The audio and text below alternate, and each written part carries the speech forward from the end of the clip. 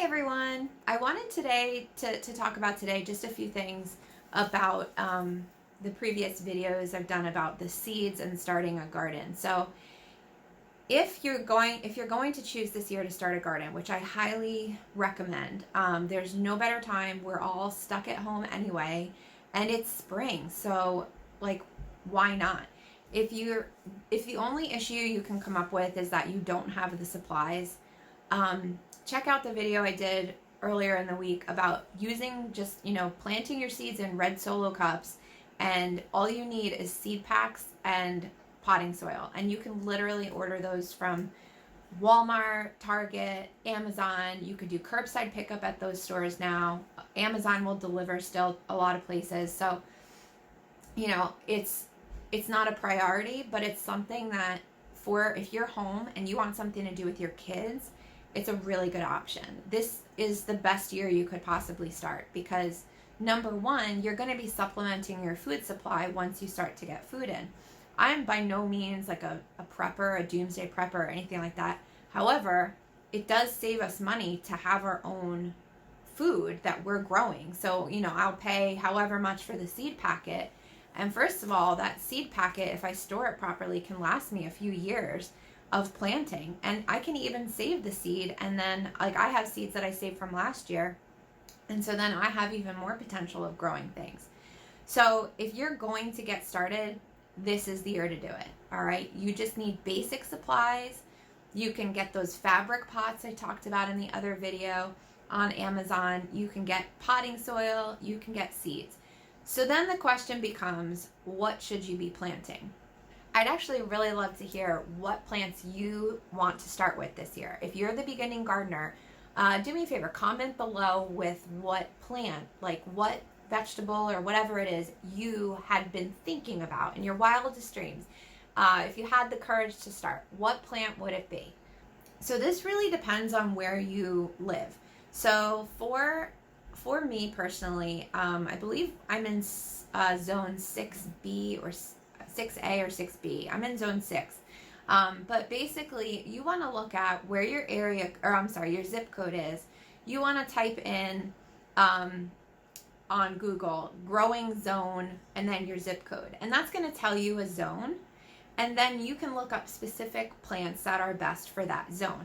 So here in New Jersey, so I'm in Northwest New Jersey, right by Pennsylvania. So if you're in that area, this is what I would suggest for you. All right, so first of all, some of the best plants you can grow are tomatoes. Jersey fresh tomatoes, we're known for them. They're delicious. But tomatoes, there's a lot of variety. So it really comes down to what you want to do with the tomatoes. If you are somebody that you want to just have, like my son will go through a basket of tomatoes that I bring in. He'll go through the whole thing in a day. So if you have little snackers at home that love to eat fresh tomatoes chopped up, or if you want to use them in, like we make, my brother-in-law makes this baked cherry tomato pasta, and it's so delicious. If you like that, go with a cherry tomato. First of all, they're super prolific, so you're going to be able to harvest them. Like once they get going, you'll be able to harvest every day. So it gives you something to do, it gives your kids something to do, but also you get so much quantity from one plant. You could make and can and preserve salsas. So if you have a lot of tomatoes in your normal diet, like, tomato puree, diced tomatoes, salsas, things like that, tomatoes would be a great go-to for you. Now, for us here, I'll do videos like later on, but pruning is something with tomato plants that you will have to learn about. It's just a learning curve. So it's not scary. It's just something that, you'll get good at as the more you do it. So, if you can think ahead to have some sort of upright structure for your tomatoes, that's going to make it a lot easier for you. It could be a tomato cage. What we do is we have done cattle panel trellises. So I will put a link here, but one of my absolute favorite channels that I've learned so much from, like so much, is called Roots and Refuge Farm. And she does cattle panel trellises, and she has a whole how-to video. She has multiple videos on it. and they're just absolutely phenomenal. So check her out for sure. Another person that I really, really recommend following and watching on YouTube is MIGardener.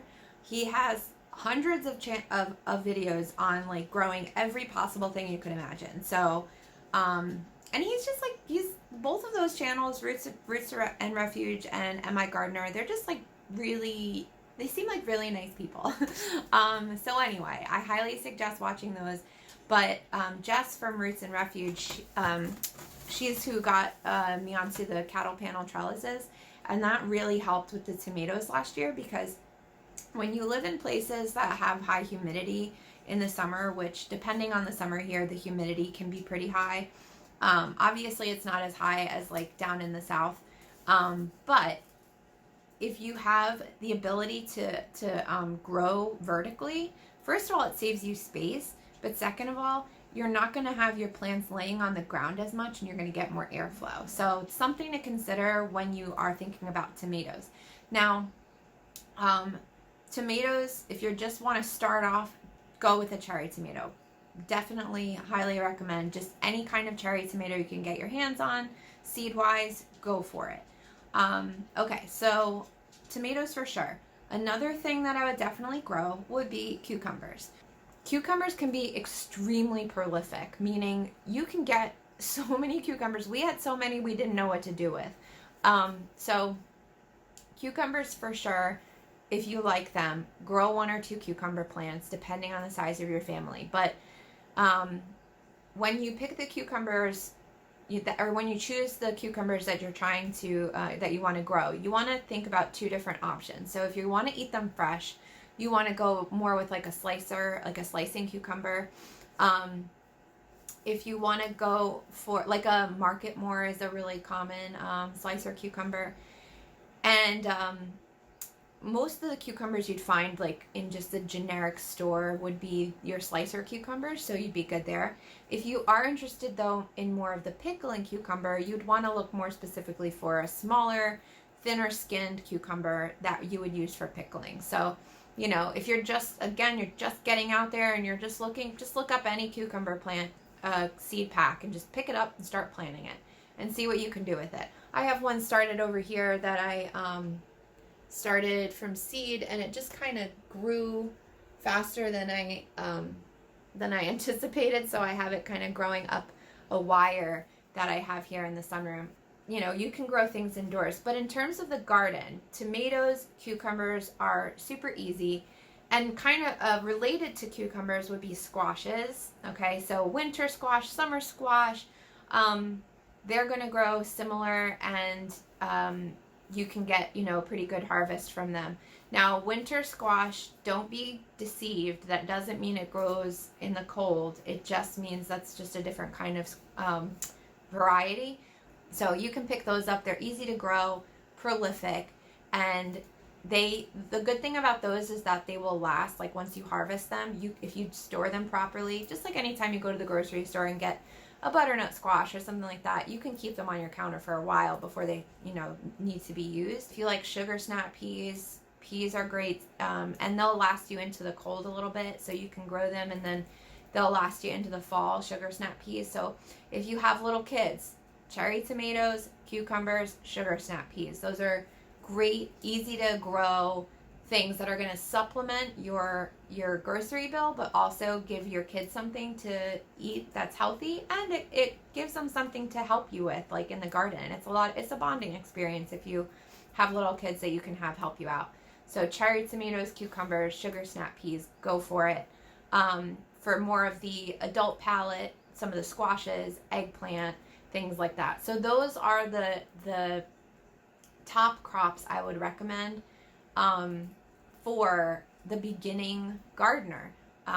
Get started with a cherry tomato plant. That's what I did. That's how I got started, and I'm so grateful I did it, because there's nothing like the feeling of you put all this work into growing a seed and then you taste the tomatoes off the vine, and it is just phenomenal. Like the first few times you go out there and harvest, you're just like eating so many cherry tomatoes because you're like, oh my God, I did this. So as always, if you want to hear some more videos just about beginning the gardening journey and having backyard chickens and all of that, just like the video, subscribe. You can even hit the little bell and it will tell you when I post another video and all of that fun stuff.